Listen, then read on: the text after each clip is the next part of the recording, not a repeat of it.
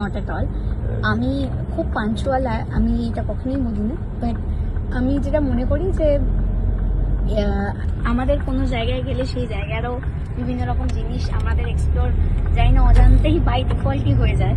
সেটা ক্যাবই হোক, সেটা মেট্রোই হোক, বা কোনো একটা নতুন খাবার ডিশ ট্রাই করাই হোক।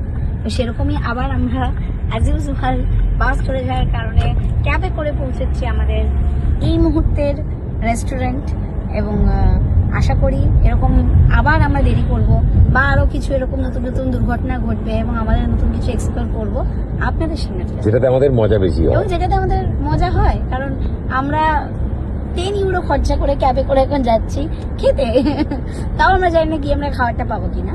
So hope for the best. হ্যাঁ, মানে আমাদের যেটা হয়ে যাচ্ছে, আমাদের কিছু এক্সপ্লোরও হয়ে যাচ্ছে। এখানকার ক্যাব এরকম, এখানকার কমিউনিকেশন অ্যান্ড সব কিছু, তা আমরা বেশ এনজয় করছি, আমাদের মজাই হয়েছে। আর আমাদের ফার্স্ট ডে। আর একটা মজার জিনিস যে এখন বাজে প্রায় 8:30, কিন্তু এখনো সূর্য পুরোপুরি অস্ত যায়নি, এখনো পুরো ডে লাইট রয়েছে। এটা ইউরোপিয়ান কালচারই একটা কালচারই, এটা দেরিতে হয়, মে জুন মাসে বেশি হয়।